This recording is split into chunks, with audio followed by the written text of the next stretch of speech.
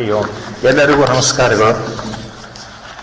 ಎಲ್ಲರ ಪರವಾಗಿ ಗುರುದೇವರಿಗೆ ಭಕ್ತಿಯಿಂದ ಸಾಷ್ಟಾಂಗ ನಮಸ್ಕಾರಗಳನ್ನು ಸಲ್ಲಿಸ್ತಾ ಅವರ ಅಪ್ಪಣೆಯೊಂದಿಗೆ ಅವರ ಆಜ್ಞೆಯಂತೆ ಇವತ್ತಿನ ಅರ್ಧ ಗಂಟೆಯ ಮಹಾಪುರುಷರ ವ್ಯಾಖ್ಯಾನ ಏನಿದೆ ಭಗವದ್ಗೀತೆ ಮೇಲೆ ಇವತ್ತು ಅದರ ಬಗ್ಗೆ ವಿಚಾರ ಮಾಡೋಣಂತೆ.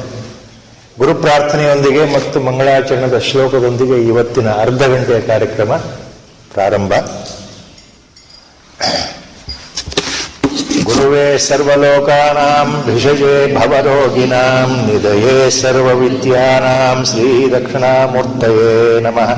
ಸದಾಶಿವಸಮಾರಂಭಾಂ ಶ್ರೀ ಶಂಕರಾಚಾರ್ಯ ಮಧ್ಯಮಾಂ ಅಸ್ಮದಾಚಾರ್ಯ ಪರ್ಯಂತಾಂ ವಂದೇ ಗುರು ಪರಂಪರಾಂ.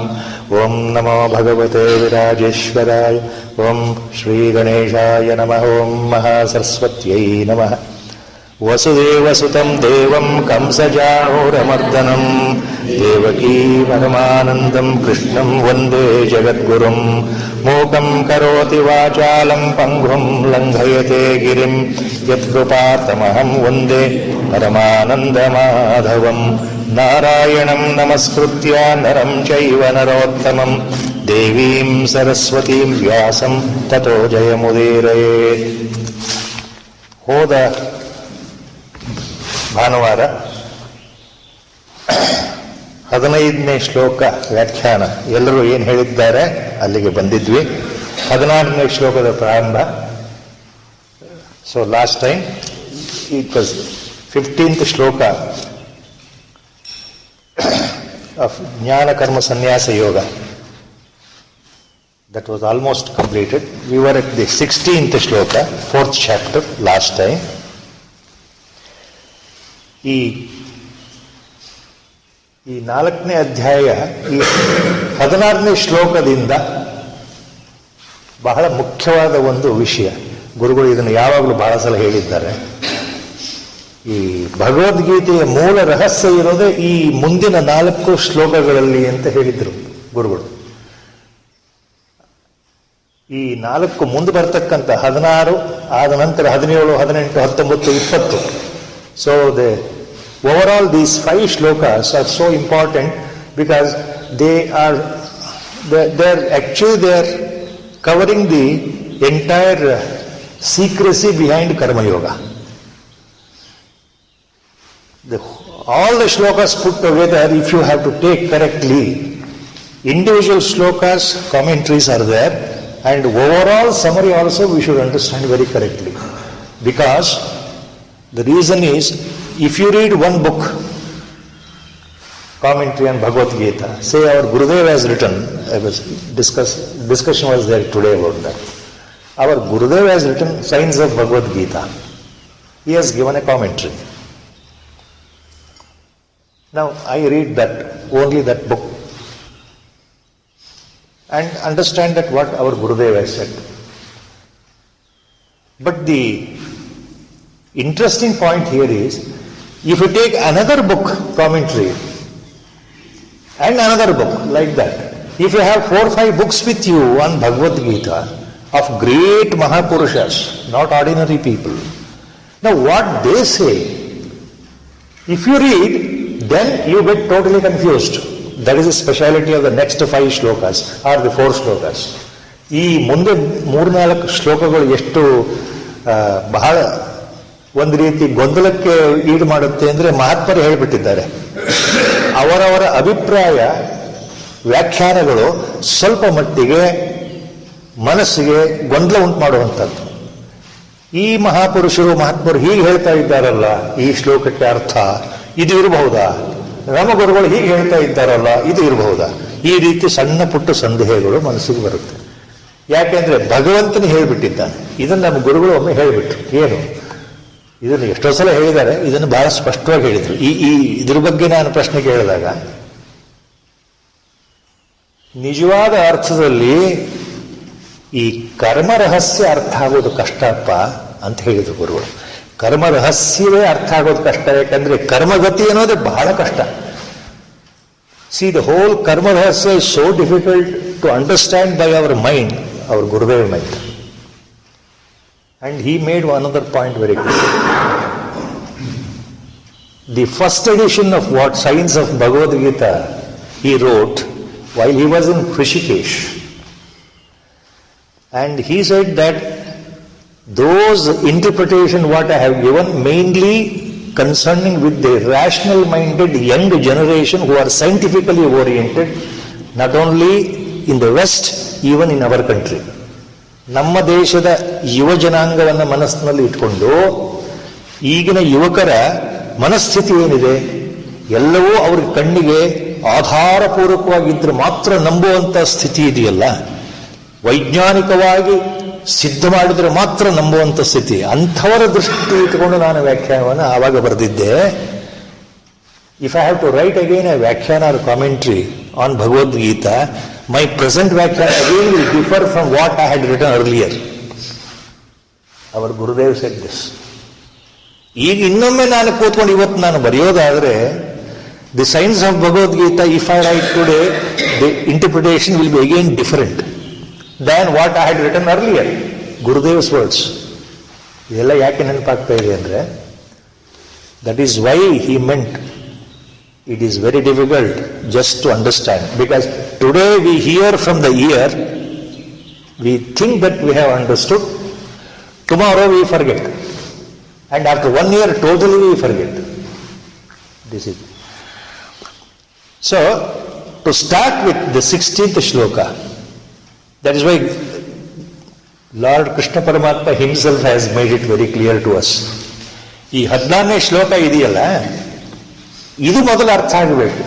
ಇಲ್ಲಿ ಏನು ಹೇಳ್ತಾ ಇದ್ದಾನೆ ಭಗವಂತ, ಎಂತಿಂತಹ ವಿದ್ವಾಂಸರು, ಶಾಸ್ತ್ರವೇತ್ತರು, ಪಂಡಿತರು, ವಿವೇಕಿಗಳು, ಬುದ್ಧಿವಂತರು ಅಂತ ಯಾರಿದ್ದಾರೆ ಸಮಾಜದಲ್ಲಿ, ಅಂಥವರಿಗೆ, ತಿಳ್ಕೊಂಡವರಿಗೆ, ಎಲ್ಲವನ್ನೂ ಅರೆದು ಕೊಡದವರಿಗೆ, ಬುದ್ಧಿವಂತರಲ್ಲಿ ಬುದ್ಧಿವಂತರು ಅಂತ ಅನ್ಸ್ಕೊಂಡಿರುವಂತಹ ಜನಗಳಿಗೂ ಸಹ ಇದು ಅರ್ಥ ಆಗ್ತಾ ಇಲ್ಲಪ್ಪ ಅರ್ಜುನ. ಯಾವುದು ಕರ್ಮ ಅಂದ್ರೆ ಏನು, ಅಕರ್ಮ ಅಂದ್ರೆ ಏನು, ಇವುಗಳ ಸಂಬಂಧ ಏನು? ಇದು ಬರೀ 2 ಶಬ್ದಗಳು, ಒಂದಕ್ಕೊಂದು ವಿರುದ್ಧಾರ್ಥ ಅಷ್ಟೇನಾ? What is karma and what is akarma? These 2 words simply they mean opposites? Both are opposites or something else? ಇನ್ನೊಂದು ತಮಾಷೆ ಅಂದ್ರೆ, ಮುಂದೆ ಹೇಳ್ತಾನೆ ಭಗವಂತ, ಈ ಕರ್ಮ ಅಕರ್ಮ ಜೊತೆಗೆ ಇನ್ನೊಂದು ಶಬ್ದವನ್ನು ಮುಂದೆ ಬರುತ್ತೆ, ವಿಕರ್ಮ. ಕರ್ಮ ಅಕರ್ಮ ವಿಕರ್ಮ. ಈ ಶಬ್ದಗಳು ಎಷ್ಟು ನೋಡ್ಲಿಕ್ಕೆ ಬಹಳ ಸುಲಭ ಅನಿಸುತ್ತೆ, ಅರ್ಥ ಮಾಡ್ಕೊಳ್ಳೋದು ಅಷ್ಟೇ ಕಷ್ಟಪ್ಪ. ಯಾಕೆಂದ್ರೆ ಈ ಶಬ್ದಗಳ ಹಿಂದಿರತಕ್ಕಂಥ ತತ್ವ ಏನಿದೆ, that principle is ಕರ್ಮ ಸಿದ್ಧಾಂತ, that is ಕರ್ಮ ರಹಸ್ಯ. So without understanding the principle correctly, to understand that principle of karma rahasya, again you have to understand about the reality itself. ಇದು ಅಲ್ಟಿಮೇಟ್ ಪಾಯಿಂಟ್. ಭಗವಂತ ನಮಗೆ ಏನು ಇಲ್ಲಿ ಹಿಂಟ್ ಕೊಡ್ತಾ ಇದ್ದಾನೆ, ಒಂದು ಸೂಚನೆ. ಕರ್ಮ ರಹಸ್ಯ ಯಾಕೆ ಅರ್ಥ ಆಗಲ್ಲ ಅಂದ್ರೆ, ನಮಗೆ ನಿಜ ಸ್ಥಿತಿ ಅರಿವಿಲ್ಲ. ನಿಜ ಸ್ಥಿತಿ ಅಂದ್ರೆ ಏನು ಅನ್ನೋದ್ರ ಬಗ್ಗೆ ಗಮನವೇ ಇಲ್ಲದೆ ಇದ್ದಾಗ ನಮಗೆ ಕರ್ಮ ರಹಸ್ಯ ಅರ್ಥ ಆಗೋದಿಲ್ಲ. ಅದು ಆ ಶ್ಲೋಕದ ಈ 16ನೇ ಶ್ಲೋಕ ಶುರುವಾಗೋದು. ಇದಕ್ಕೆ ರಾಮಾನುಜಾಚಾರ್ಯರು, ಮಧ್ವಾಚಾರ್ಯರು, ಆಚಾರ್ಯ ಶಂಕರರು ತಮ್ಮದಾದ ವ್ಯಾಖ್ಯಾನ ಕೊಟ್ಟಿದ್ದಾರೆ. ಕಿಂ ಕರ್ಮ ಕಿಮ ಕರ್ಮೇತಿ ಕವಯೋಪ್ಯತ್ರ ಮೋಹಿತಾ ತತ್ತೇ ಕರ್ಮ ಪ್ರವಕ್ಷ್ಯಾಮಿ ಯಜ್ಞಾತ್ವಾ ಮೋಕ್ಷಸೆ ಶುಭಾತ್. ಅಂದ್ರೆ ಸ್ಪ್ಲಿಟ್ ಮಾಡಿದ್ರೆ ಮೋಕ್ಷಸೆ ಅಶುಭಾತ್, ಮೋಕ್ಷಸೆ ಶುಭಾತ್, ಮೋಕ್ಷಸೆ ಪ್ಲಸ್ ಅಶುಭಾತ್ ಭಗವಂತ ಹೇಳ್ತಾ ಇದ್ದಾನೆ. ಯಾವುದನ್ನ ತಿಳ್ಕೊಂಡ್ರೆ ನೀನು ಅಶುಭದಿಂದ ಅಂದ್ರೆ ಸಂಸಾರದಿಂದ, ಈ ಬಂಧನದಿಂದ, ಮೋಕ್ಷಸೆ ಬಿಡುಗಡೆ ಹೊಂದ್ಬಿಡ್ತೀಯ. You get rid of, you get away from this bondage itself, you get away from this evil call samsara itself, if you learn that. So that I am going to teach you now, or I am going to explain to you. Tatte pravakshami. ಯಾವುದು? What is that? Tatte karma pravakshami. ಆ ಕರ್ಮ ರಹಸ್ಯದ ಬಗ್ಗೆ ಹೇಳ್ಕೊಡ್ತಾ ಇದ್ದೇನಪ್ಪ, ಇನ್ನು ಸರಿಯಾಗಿ ಕೇಳು. ಯಾವ ಕರ್ಮ ರಹಸ್ಯವನ್ನು ಅರ್ಥ ಮಾಡಿಕೊಂಡ್ರೆ ನೀನು ಬಂಧನದಿಂದ ಹೊರಟೋಗ್ತೀಯ, ಬಿಡುಗಡೆ ಹೊಂದ್ತೀಯ, ಅದನ್ನು ಹೇಳ್ಕೊಡ್ತೇನೆ. ಯಾವ ರಹಸ್ಯ ಅದು? ತತ್ತೇ ಕರ್ಮ ಪ್ರವಕ್ಷ್ಯಾಮಿ ಅಂದ್ರೆ ಮೊದಲನೇ ಚರಣ. ಕಿಂ ಕರ್ಮ ಕಿಮ ಅಕರ್ಮೇತಿ. ಕಿಂ ಕರ್ಮ ಕಿಮ ಕರ್ಮೇತಿ. ಕಿಮ ಕರ್ಮೇತಿ ಸ್ಪ್ಲಿಟ್ ಮಾಡಿದ್ರೆ ಕಿಂ ಅಕರ್ಮ ಇತಿ. ಕಿಂ ಕರ್ಮ ಕಿಂ ಅಕರ್ಮ. See these are only 2 important words here. ಕಿಂ ಕರ್ಮ, what is karma, what is action? Define. I have to define, or I must understand it correctly. Kim akarma, what is inaction? Words are very simple. See, anybody will understand the words in English. And one sentence answer. Action means performing certain work. Inaction, opposite to that. Non-performance. ಏನೂ ಮಾಡದೆ ಸುಮ್ಮನೆ ಇದ್ರೆ ಅದು ಅಕರ್ಮ. ಬಹಳ simple meaning, ಅರ್ಥ ಆಗತಕ್ಕಂಥ ಒಂದು, ಯಾರಿಗಾದ್ರೂ ಅರ್ಥ ಆಗ್ಬೇಕು. ಅಕರ್ಮ ಅಂದ್ರೆ ಕರ್ಮರಹಿತವಾದ ಸ್ಥಿತಿ. ಏನೂ ಮಾಡದೆ ಸುಮ್ಮನೆ ಕೂತ್ಕೊಳ್ಳೋದು, ಸುಮ್ಮನೆ ಇರೋದು ಅಂತ ಅರ್ಥ. ಕರ್ಮ ಅಂದ್ರೆ ಏನಾದ್ರೂ ಮಾಡ್ತಾನೆ ಇರೋದು ಅಂತ. ಮಾಡ್ತಾನೆ ಇರೋದು ಅಂದ್ರೆ ಕಾರ್ಯವನ್ನ ಮಾಡೋದಕ್ಕೆ ಕರ್ಮ, ಕಾರ್ಯವನ್ನ ಮಾಡದೇ ಇದ್ರೆ ಅಕರ್ಮ ಅನ್ನೋದು ಒಂದು ಅರ್ಥ. Very simple, very easy. ಇದು ಯಾರಿಗಾರೋ ಅರ್ಥ ಆಗಿರುವಂತ ವಿಷಯ. ಆದ್ರೆ ಭಗವಂತ ನನ್ಗೆ ಯಾಕೆ ಒತ್ತಿ ಒತ್ತಿ ಹೇಳ್ತಾ ಇದ್ದಾನೆ? ಕರ್ಮ ಅಂದ್ರೆ ಏನು, ಅಕರ್ಮ ಅಂದ್ರೆ ಏನು ನಾನು ಹೇಳ್ತೀನಿ ಕೇಳು. Now I am going to teach you what is karma and akarma. Why? Because people have confused definitions, confused idea, interpretation of the 2 words. ಕವಯೋ, that means kavi, kavayah plural means intellectuals, learned scholars, pandita. ಇಲ್ಲಿ ಪಂಡಿತ ಅಂದ್ರೆ ಜ್ಞಾನಿ ಅಂತನೂ ಅರ್ಥ ಆಗುತ್ತೆ, ಬುಧ ಅಂತನೂ ಅರ್ಥ ಆಗುತ್ತೆ. ಕವಿ word is used in all the sense. Depending on the situation you have to draw the correct meaning. Here Lord means kavi, kavayah means intellectuals, learned scholars who are not complete jnanis here.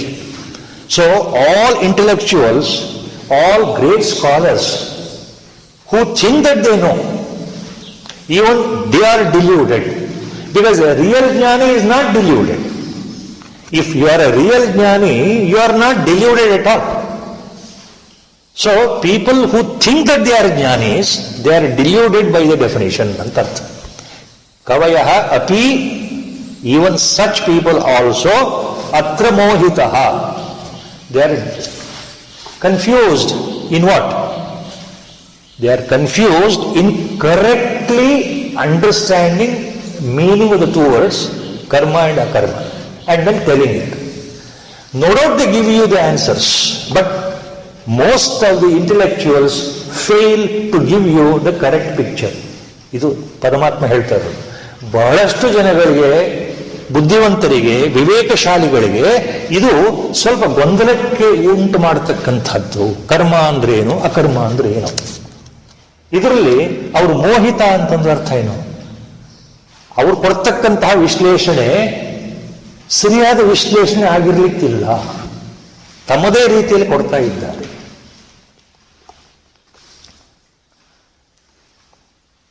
ಈ karma word can be usually understood without any much difficulty. ಯಾಕಂದ್ರೆ ಆಗಲೇ ಭಗವಂತ ಹೇಳಿದ್ದಾನೆ, ಮತ್ತೆ ಮುಂದೆ ಹೇಳ್ತಾನೆ ಬರ್ತಾನೆ. ಭಗವದ್ಗೀತೆಯಲ್ಲಿ ಬಂದೇ ಇದೆ. ಯಾವುದೇ ವ್ಯಕ್ತಿ ಒಂದೇ ಒಂದು ಕ್ಷಣ ಕರ್ಮ ಮಾಡದೆ ಸುಮ್ಮನೆ ಕುಳಿತುಕೊಳ್ಳಕ್ಕೆ ಸಾಧ್ಯ ಇಲ್ಲ. ಕರ್ಮವಿಲ್ಲದೆ, ಕರ್ಮರಾಹಿತ್ಯವಿಲ್ಲದೆ ಇರಲು ಸಾಧ್ಯವೇ ಇಲ್ಲ. ಒಂದು ಕ್ಷಣವಾದರೂ ಕರ್ಮ ಮಾಡದೆ ಕೂತ್ಕೊಳ್ಳಕ್ಕೆ ಆಗೋದೇ ಇಲ್ಲ ಅಂತ. You cannot sit idle without inaction even for a second. That is a known point. So karma means action, general meaning, activity. Akarma antandre, it looks opposite, correct? Inaction, no activity. But here, look, the different interpretations, slightly there is variation. They look similar, but there is variation. Now, Madhvacharya, Acharya Madhva, ಅಕರ್ಮ ಅನ್ನೋದಕ್ಕೆ ಏನು ಹೇಳ್ತಾ ಇದ್ದಾರೆ? How he defines akarma? Madhvacharya says ಕರ್ಮಾಕರಣಂ ಇತಿ ಅಕರ್ಮ. ಕರ್ಮಾಕರಣಂ ಇತಿ ಅಕರ್ಮ. ಕರ್ಮಾಕರಣಂ if is ಬಿಟ್ ಕರ್ಮ ಅಕರಣಂ. ಕರ್ಮಾಕರಣಂ ಇತಿ ಅಕರ್ಮ. ಇತಿ ಅಕರ್ಮ. ಕಾರ್ಯವನ್ನು ಮಾಡದೇ ಇರತಕ್ಕಂಥ ಸ್ಥಿತಿ ಇದೆಯಲ್ಲ, ಅದು ಅಕರ್ಮ. ಕಾರ್ಯವನ್ನು ಮಾಡದೇ ಇರತಕ್ಕಂಥ ಸ್ಥಿತಿ. There is a total negation of action according to Acharya Madhva. Simple word. ಕರ್ಮಾಕರಣಂ ಇತಿ ಅಕರ್ಮ. Common definition, very subtle definition. Even anybody, we can follow the definition. Acharya Madhva, whatever he has given. Acharya Shankara, even he makes it further simple. Definition part. Akarma andre, what is akarma? Karma bhava iti akarma. Words. Karma plus abhava, karma bhava. Karmada abhavave ಅಕರ್ಮ. ಕರ್ಮದ ಅಭಾವ, same meaning again, same meaning, words are different. Absence of the work, action is akarma. Simple definition.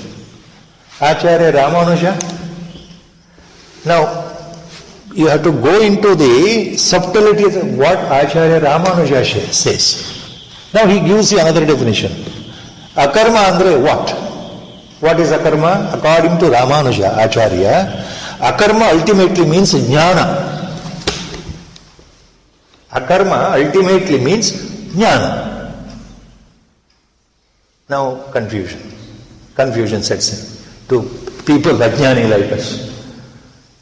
Acharya Ramanuja says akarma is equal to jnana. Atma jnana dattu. How? Akarma andre jnana ಅಂತ ಹೇಳ್ತಾ ಇದ್ದಾರೆ, ಅದು ನಮಗೆ ತಲೆಗೆ ಹೋಗ್ತಾ ಇಲ್ಲ. That is why our Gurudev used to say Bhagavad Gita is difficult, because so much interpretation, vast like an ocean, is there ever since 5,000 years. We have no idea how many Mahatmas, how many great Purushas, with what insights they have given the definition, interpretation back. Why Acharya Ramanuja has given this definition? Akarma means jnana. See, the ultimate simplified vyakhyana of Ramanuja on this word akarma. ಅವರು ಅಕರ್ಮ ಶಬ್ದದ ಬಗ್ಗೆ ಏನ್ ಹೇಳ್ತಾ ಇದ್ದಾರೆ, ಯಾಕೆ ಅದನ್ನು ಜ್ಞಾನ ಅಂತ ಹೇಳ್ತಾ ಇದ್ದಾರೆ, ಅದನ್ನು ನೋಡಬೇಕು ಅಂದ್ರೆ ಅವ್ರು ಹೇಳ್ತಾರೆ, ಅಕರ್ಮ ಶಬ್ದೇನ ಅತ್ರ ಕರ್ಮೇತರತ್ ಪ್ರಸ್ತುತಂ ಆತ್ಮಜ್ಞಾನಂ ಉಚ್ಯತೆ. ಯಾವ ಶಬ್ದದಿಂದ, ಯಾವ ಒಂದು ಪದಪುಂಜದಿಂದ ಕರ್ಮರಹಿತ ಸ್ಥಿತಿ ಪ್ರತ್ಯಕ್ಷ ಅನುಭವಕ್ಕೆ ಬರುತ್ತೆ, ಆ ಕರ್ಮರಹಿತ ಸ್ಥಿತಿ ಅನುಭವಕ್ಕೆ ಬರುತ್ತಲ್ಲ, ಅದೇ ಜ್ಞಾನ. ಆದ್ದರಿಂದ ಅಕರ್ಮ ಅಂದ್ರೆ ನಿಜವಾದ ಅರ್ಥದಲ್ಲಿ ಜ್ಞಾನಾವಸ್ಥೆ. See the state in which the feeling of action totally vanishes. That means the feeling of doership vanishes, feeling of Iness vanishes. Ultimately ನಾನು ಅನ್ನೋ ಭಾವ ಇದ್ದಾಗ ಕರ್ತೃತ್ವ ಭಾವ. ಆವಾಗ ನಾನು ಇದನ್ನು ಮಾಡಿದೆ, ಈ ಕರ್ಮವನ್ನು ಮಾಡಿದೆ, ಅಥವಾ ಈ ಕರ್ಮವನ್ನು ಮಾಡಲಿಲ್ಲ ಹೇಳ್ಬಿಡ್ತೀವಿ. ನಾನು ಇದನ್ನು ಮಾಡ್ತಾ ಇದ್ದೇನೆ, ನಾನು ಇದನ್ನು ಮಾಡ್ತಾ ಇಲ್ಲ. I am doing this, I am not doing that. When do I say? Very normally in our life we use these words. We always use these words because the innate subconscious deeply embedded feeling ಏನು? I means sharira bhava. I am so and so. I am so and so. Understood? Totally understood. I need not tell every time. Number of times this has been explained. I means understood. Every individual knows what the I means. For every individual there is I-ness. ಪ್ರತಿಯೊಬ್ಬ ವ್ಯಕ್ತಿಗೂ ನಾನು ಅಂತ ಭಾವ ಇದೆಯಲ್ಲ, ನಾನು ಅನ್ನೋದು ಎಲ್ಲರಿಗೂ ಗೊತ್ತಿದೆ. ಆ ಭಾವ ಇರೋದ್ರಿಂದ ಕರ್ಮವನ್ನು ನಾನು ಮಾಡಿದೆ, ಮಾಡ್ತಾ ಇದ್ದೇನೆ, ಮಾಡುವೆನು. See, past, present, future, all the three are tagged on ಕರ್ತೃತ್ವ ಭಾವಕ್ಕೆ. ನಾನು ಅನ್ನೋ ಕರ್ತೃತ್ವ ಇರೋದ್ರಿಂದ ಅಲ್ಲಿ ಕರ್ಮ ಶಬ್ದ ಬರ್ತಾ ಇದೆ, ಕಾರಕತ್ವ ಬರ್ತಾ ಇದೆ. So I am referring that karma as far as I am concern. ಶರೀರ ಭಾವದಿಂದ ಬರ್ತಾ ಇರೋ ಭಾವ. ಈ ಶರೀರ ಭಾವವೇ ಇಲ್ಲದೆ ಇದ್ರೆ ultimately once it is experienced internally, ಮತ್ತೆ remember the words here, things direct a perception, direct perceiving, which cannot be explained, which cannot be told by words. Jnani, if you put a question to a jnani, are you a realized soul? Are you a Brahmajnani? Have you attained jnana? Are you emancipated? Are you God yourself? If such questions. A real jnani will never answer the question. How can he say that I am a jnani? How can he say I am a Paramahamsa? How can he say I am realized? ಈ ಶಬ್ದಗಳು they start with I only, isn't it? ನಾನು ಬ್ರಹ್ಮಜ್ಞಾನಿ ಆಗಿದ್ದೇನೆ, ಅದು ಯಾರು ಹೇಳಬೇಕು? ಅಲ್ಲಿ ನಾನು ಅನ್ನೋ ಶಬ್ದವೇ ಹೇಳಬೇಕು. ನಾನು ಅನ್ನೋ ಭಾವ ಇದ್ದಾಗ ಜ್ಞಾನ ಎಲ್ಲಿ ಬಂತು? So no jnani will say I am a brahmajnani. A realized master, a real Atmanistha, like our Gurudev, they will never proclaim. Because I-ness is not there. ಶರೀರ ಭಾವನೆ ಇಲ್ಲ, ಇನ್ನು ಕರ್ತೃತ್ವ ಹೇಗೆ ಬರುತ್ತೆ? ಅಲ್ಲಿ ಕರ್ಮ ಎಲ್ಲಿಂದ ಬಂತು? ಸೊ ಜ್ಞಾನಾವಸ್ಥೆಯಲ್ಲಿ ನಾನು ಅನ್ನೋ ಭಾವ ಇಲ್ಲದೆ ಇರೋದ್ರಿಂದ, ನಾನು ಅನ್ನೋ ಶರೀರ ಭಾವ ನಮಗೆ ನಿಮಗೆ ಇದೆಯಲ್ಲ, ಇದು ಸಾಯೋವರೆಗೂ ಇರೋದು. ನಾನು ಅಂದ್ರೆ ಇವನೇ, ನಾನು ಇದೆ. ನೀವು ಏನಾರು ಹೇಳ್ರಿ, ಗುರುಗಳು ಬೆಳಗ್ಗೆಯಿಂದ ರಾತ್ರಿ ಕೂತ್ಕೊಂಡು ಹೀಗೆ ಎದುರು ಕೂಡಿಸ್ಕೊಂಡು, ನೋಡಯ್ಯ ನೀನು ಶರೀರ ಅಲ್ಲಪ್ಪ, ನೀನು ಆತ್ಮಸ್ವರೂಪ ಕಣಯ್ಯ. ಬೆಳಗ್ಗೆಯಿಂದ ರಾತ್ರಿ 1 ವರ್ಷ ಕೂತ್ ಹೇಳಿದ್ರೆ ನೆಕ್ಸ್ಟ್ ಡೇ ಆಗಿ ನಾನು. ಇದು ನಮ್ಮ ಹಣೆ ಬರ, ನಮ್ದು ಅಜ್ಞಾನ ಸ್ಥಿತಿ. ಗುರುಗಳು ಅದನ್ನು ಹೇಳ್ತಾ ಇದ್ರು. ಜನಗಳಿಗೆ ಅಜ್ಞಾನದಲ್ಲಿ ಇದ್ದೇವೆ ಅನ್ನೋದೇ ಗೊತ್ತಿಲ್ಲಪ್ಪ ಅಂತ ಹೇಳ್ತಾ ಇದ್ರು, ಬಹಳ ನಕ್ಕೊಂಡು. ಇದು ಎಷ್ಟೋ ಸಲ ಈ ತರ ಪ್ರಶ್ನೆ, ಇದು ಈ ತರ ಬಂದಾಗ ಗುರುಗಳು ಹೇಳಿದ್ದೆಲ್ಲ ನೆನಪಾಗ್ತಾ ಇರುತ್ತೆ. ಜನಗಳು ನಿದ್ದೆ ಮಾಡ್ತಾ ಇದ್ರೆ ಎಬ್ಸಕ್ ಹೋದ್ರೆ ನಾವು ಅವ್ರು ನಿದ್ದೆ ಮಾಡ್ತಾ ಇದೀವಿ ಅಂತ ಅವ್ರಿಗೆ ಗೊತ್ತೇ ಆಗಲ್ವಲ್ಲಪ್ಪ ಅಂತ. ಈ ತರ ಬಹಳ ಹೇಳಿದ್ದಾರೆ ಗುರುಗಳು. ಸೊ ನಮ್ಗಿದು ಅರ್ಥ ಆಗುವಂಥದ್ದಲ್ಲ. ಅಂದ್ರೆ you know understand why Ramanuja Acharya says akarma means jnana. ಆ ಸ್ಥಿತಿ ಬಂದಾಗ ಕರ್ಮಗಳು ಅಕರ್ಮವೇ ಅಲ್ಲ. ನಿಮ್ಮ ಎಲ್ಲಾ ದೇಹದ ಕೆಲಸಗಳು ದೇಹ ಮಾಡ್ತಾ ಇದ್ರೂ ಸಹ, ಶರೀರ ಮಾಡ್ತಾ ಇದ್ರು ನಾನು ಮಾಡ್ತಾ ಇದ್ದೇನೆ ಅಂತ ಎಲ್ಲಿದೆ ಅವರಿಗೆ ಭಾವ? Where do you think that a jnani, a realised mahapurusha, a siddha purusha, a real brahmajnani like our Gurudev, you think that he thinks that I am doing this, I am doing that? Never. Sharira bhava itself is not there. Identification with the body is not there. So then, though there is karma done by the body, observed by others, ಬೇರೆಯವರ ದೃಷ್ಟಿನಲ್ಲಿ ಈ ಶರೀರವು ಕೆಲಸ ಮಾಡ್ತಾ ಇದೆ. Please remember relative sense. Others will see me working. Others will see me talking. Correct? So you think I am also doing action. What about myself inside? I never think that I am doing anything. The question of I doing will not arise at all. Where is I? It is very, very subtle. So you understand now how difficult our Gurudev used to say. ಅದಕ್ಕೆ ಪ್ರತಿ ಸಲ ನಮ್ಮ ಗುರುಗಳು ಇದನ್ನು ಹೇಳ್ತಾ ಇದ್ರು. ಯಾವುದು? ಭಗವದ್ಗೀತೆ ಒಂದು ಶ್ಲೋಕ ಅರ್ಥ ಮಾಡಿಕೊಂಡ್ರೆ ನಿಮ್ಮ ಜನ್ಮ ಸಾರ್ಥಕ ಆಗುತ್ತೆ.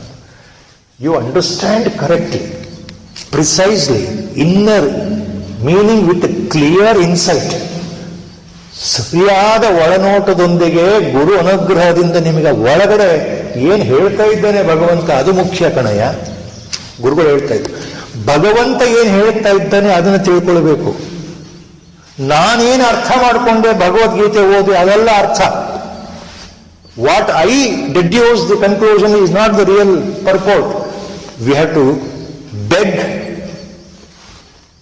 V have to worship, we have to always plead for his anugraha and grace so that he will bestow the real meaning to us. ಭಗವಂತನನ್ನು ನಾವು ಪ್ರಾರ್ಥನೆ ಮಾಡಿಕೊಳ್ಬೇಕು. ಭಗವಂತ, ಇದು ನನಗೆ ಅರ್ಥ ಆಗಲ್ಲ ನನ್ನ ಬುದ್ಧಿಯಿಂದ, ದಯಮಾಡಿ ಒಳಗಡೆಯಿಂದ ನೀನು ಅನುಗ್ರಹ ಮಾಡಿ, ಗುರು ರೂಪದಲ್ಲಿ ಅನುಗ್ರಹ ಮಾಡು, ನಿನ್ನಿಂದಲೇ ನನಗೆ ಅರ್ಥ ಒಳಗಡೆ ಹೊಳಿಬೇಕು. ಆಗ ಭಗವದ್ಗೀತೆ ಅರ್ಥ ಆಗಬಹುದು ನಮ್ಮ ಗುರುಗಳ ವ್ಯಾಖ್ಯಾನ. So difficult Bhagavad Gita, so difficult you want to understand one shloka. Understand ಅಂದ್ರೆ what I mean, clear perception, insight. Same thing akarma. Why this word is important? Because next 3-4 shlokas lord ಮುಂದೆ ಬರೋ 4-5 ಶ್ಲೋಕಗಳಲ್ಲಿ ಹೆಚ್ಚಿನ ಮಟ್ಟಿಗೆ ಭಗವಂತ ಏನ್ ಹೇಳ್ತಾನೆ, ಅಕರ್ಮದ ಪ್ರಾಧಾನ್ಯತೆ ಬಗ್ಗೆನೇ ಒತ್ತು ಕೊಟ್ಟಿರೋದು, ಅಕರ್ಮದ ಬಗ್ಗೆನೇ ಹೇಳ್ತಾ ಇರೋದು. ಇಲ್ಲಿ ಸೋಮನಾಥಾನಂದಜಿ while giving ವ್ಯಾಖ್ಯಾನ on this shloka, he gives the example of again his revered guru Ramakrishna Paramahamsa. ಸೋಮನಾಥಾನಂದಜಿಯವರು ಇಲ್ಲಿ ಈ ವ್ಯಾಖ್ಯಾನ ಕೊಡ್ತಾ ಇರ್ಬೇಕಾದ್ರೆ ಈ ಶ್ಲೋಕಕ್ಕೆ ಯಾವುದು, ಕಿಂ ಕರ್ಮ ಕಿಂ ಅಕರ್ಮ, ಕಿಂ ಕರ್ಮ ಕಿಮ ಕರ್ಮೇತಿ ಕವಯೋಪ್ಯತ್ರ ಮೋಹಿತಾ ತತ್ತೇ ಕರ್ಮ ಪ್ರವಕ್ಷ್ಯಾಮಿ ಯಜ್ಞಾತ್ವಾ ಮೋಕ್ಷಸೆ ಶುಭಾತ್. ಈ ಶ್ಲೋಕಕ್ಕೆ ಸೋಮನಾಥಾನಂದಜಿಯವರು ಹಿ ಗಿವ್ಸ್ ಅನದರ್ ಒಂದು ಸಿಂಪಲ್ ವ್ಯಾಖ್ಯಾನ, ಬ್ಯೂಟಿಫುಲ್ ವ್ಯಾಖ್ಯಾನ, ನಮಗೆ ನಿಮಗೆ ಅರ್ಥ ಆಗೋದು. ಹೀಗೆ ರಾಮಕೃಷ್ಣ ಪರಮಹಂಸರು ಕೊಟ್ಟ ವ್ಯಾಖ್ಯಾನ. What actually Paramahamsa has explained with a simple story, simple example for this word akarma here used. ಅಕರ್ಮ ಅಂದ್ರೆ ಏನು? What is akarma in action? Paramahamsa says,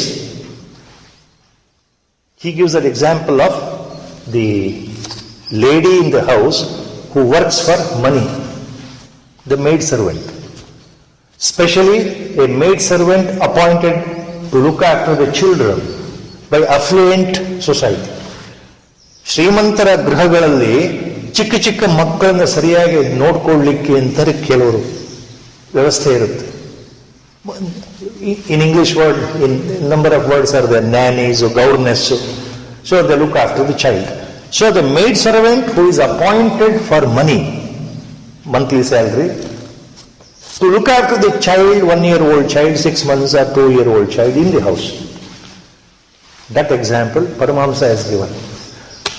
ಒಬ್ಬ ಸಂಬಳಕ್ಕೋಸ್ಕರ ಬಂದಿರತಕ್ಕಂಥ ಕೆಲಸದ ಹೆಣ್ಣು ಮಗಳು ಚಿಕ್ಕ ಮಗುವನ್ನ ಶ್ರೀಮಂತರ ಮನೆಯಲ್ಲಿ ಯಾವ ರೀತಿ ನೋಡ್ಕೊಳ್ತಾಳೆ, ಬಹಳ ಮುದ್ದಿನಿಂದ ತನ್ನದೇ ಸ್ವಂತ ಮಗು ಅನ್ನೋ ರೀತಿಯಲ್ಲಿ ಲಾಲನೆ ಪಾಲನೆ ಪ್ರತಿ ದಿವಸ ಬಂದು ಮಾಡ್ತಾಳೆ.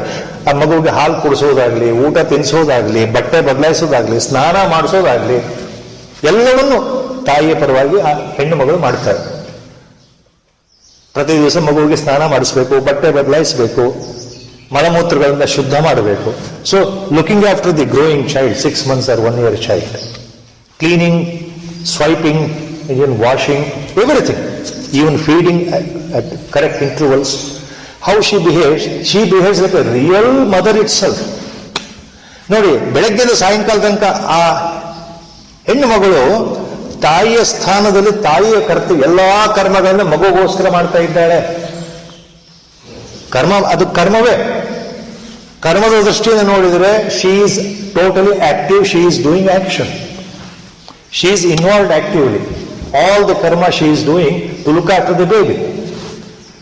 But in the reality, that karma, what she is showing is akarma, Paramahamsa says. ಪರಮಹಂಸರು ಏನು ಹೇಳ್ತಾ ಇದ್ದಾರೆ, ಬೆಳಗ್ಗಿಂದ ಸಾಯಂಕಾಲದಾಗ ಮಗುವಿನ ಲಾಲನೆ ಪಾಲನೆ ಬಹಳ ಶ್ರದ್ಧೆಯಿಂದ ಪ್ರೀತಿಯಿಂದ ತಾಯಿ ಮಾಡಿದ್ರು ಅಂದ್ರೆ ಕೆಲಸದವಳು, ಅವಳ ಮನಸ್ಸಿಗೆ ಗೊತ್ತಿದೆ ಏನು, ಇದು ನನ್ನ ಮಗು ಅಲ್ಲ, ಇದು ನನ್ನ ಸ್ವಂತ ಮಗು ಅಲ್ಲ, ನಾನು ದುಡ್ಡಿಗೋಸ್ಕರ ಇಲ್ಲಿ ಕೆಲಸ ಮಾಡ್ತಾ ಇದ್ದೇನೆ, ನನಗೆ ಹಣದ ಅವಶ್ಯಕತೆ ಇದೆ, ಆದ್ರಿಂದ ತಿಂಗಳಿಗೆ ಇವರು ಕೊಡೋ ಸಂಬಳದ ಮೇಲೆ ಒಪ್ಕೊಂಡು ಇಲ್ಲಿ ಮಗುನ ನೋಡ್ಕೊಳ್ಳೋಕೆ ನಾನು ಬಂದಿದ್ದೇನೆ. ಎಲ್ಲಾ ಕೆಲಸಗಳನ್ನ ಶ್ರದ್ಧೆಯಿಂದ ಅವಳು ಮಾಡಿದ್ರು. ಬೆಳಗ್ಗೆಯಿಂದ ಸಾಯಂಕಾಲ ತನಕ ಅವಳ ಒಳ ಮನಸ್ಸಿಗೆ ಗೊತ್ತಿದೆ ಇದು ನನ್ನ ಸ್ವಂತ ಮಗು ಅಲ್ಲ.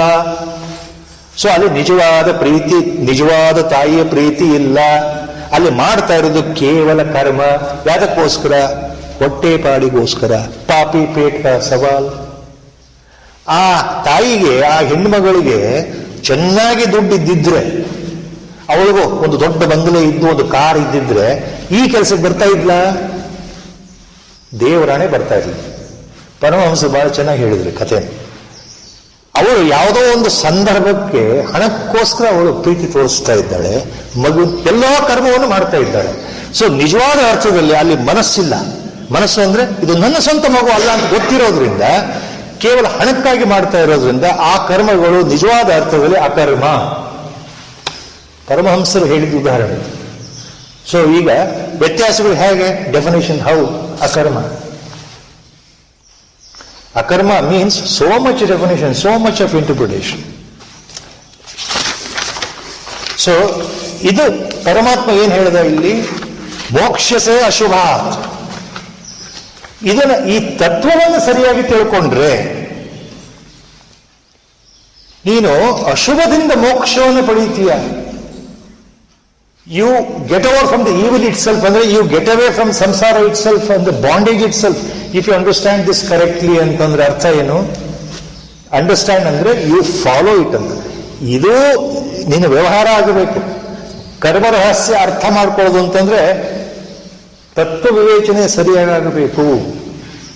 We have to understand very deeply and then follow it up. ಅಂದ ಅರ್ಥ ಏನು? Again Lord is hinting, do your duty, your work. Ultimately he is coming to karma yoga only. Ultimately he is referring to ನಿಷ್ಕಾಮ ಕರ್ಮ ಯೋಗ only. ಎಲ್ಲ ಕಡೆ 2ನೇ ಅಧ್ಯಾಯದಿಂದನೂ ಹೇಳ್ತಾ ಇದ್ದಾನಲ್ಲ ಭಗವಂತ. ನಿಷ್ಕಾಮ ಕರ್ಮಯೋಗ ಸರಿಯಾದ ರೀತಿಯಲ್ಲಿ ಅರ್ಥ ಮಾಡಿಕೊಂಡ್ರೆ, ತಾತ್ವಿಕವಾಗಿ ಅರ್ಥೈಸ್ಕೊಂಡ್ರೆ ಮೋಕ್ಷ ಸುಲಭ, ಅದು ಗ್ಯಾರಂಟಿ. ಅದನ್ನೇ ಬೇರೆ ಬೇರೆ ಶಬ್ದಗಳಲ್ಲಿ ಭಗವಂತ ಮತ್ತೆ ಮತ್ತೆ ಅರ್ಜುನನಿಗೆ ಹೇಳೋದು ಅಂದ್ರೆ ನಮ್ಮಂಥವ್ರಿಗೆ ಹೇಳೋದು. ಹೇಳಿದ ಕೂಡಲೇ ಅರ್ಥ ಆಗಲ್ವಲ್ಲ, ಅದಕ್ಕೋಸ್ಕರ ಹೇಳಿದೆ. ಮತ್ತೆ ಮುಂದಿನ ಶ್ಲೋಕ 17ರಲ್ಲಿ ಏನ್ ಹೇಳ್ತಾ ಇದ್ದಾನೆ? ಕರ್ಮಣ್ಯೋ ಹ್ಯಪಿ ಬೋದ್ಧವ್ಯಂ ಬೋದ್ಧವ್ಯಂ ಚ ವಿಕರ್ಮಣಃ ಅಕರ್ಮಣಶ್ಚ ಬೋದ್ಧವ್ಯಂ ಗಹನಾ ಕರ್ಮಣೋ ಗತಿ. ಕರ್ಮಣೋ ಹ್ಯಪಿ ಬೋದ್ಧವ್ಯಂ ಬೋದ್ಧವ್ಯಂ ಚ ವಿಕರ್ಮಣಃ ಅಕರ್ಮಣಶ್ಚ ಬೋದ್ಧವ್ಯಂ ಗಹನಾ ಕರ್ಮಣೋ ಗತಿ. 17ನೇ ಶ್ಲೋಕ.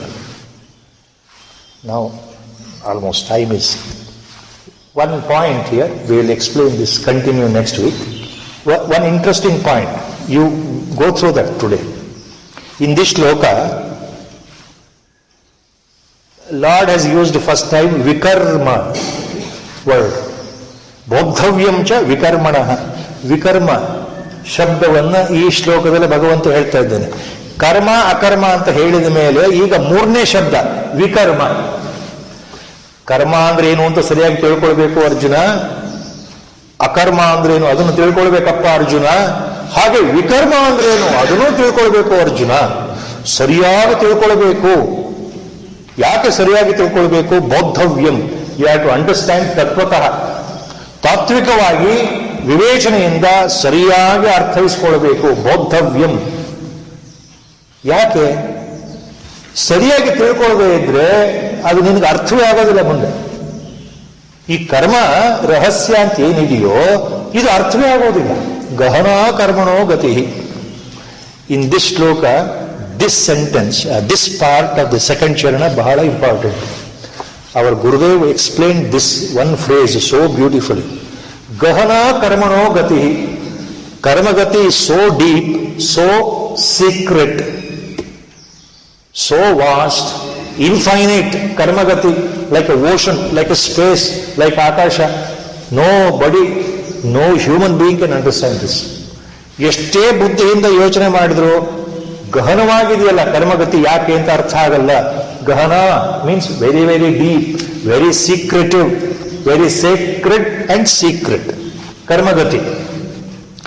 In fact, this phrase actually refers to the entire central theory of Sanatana Dharma.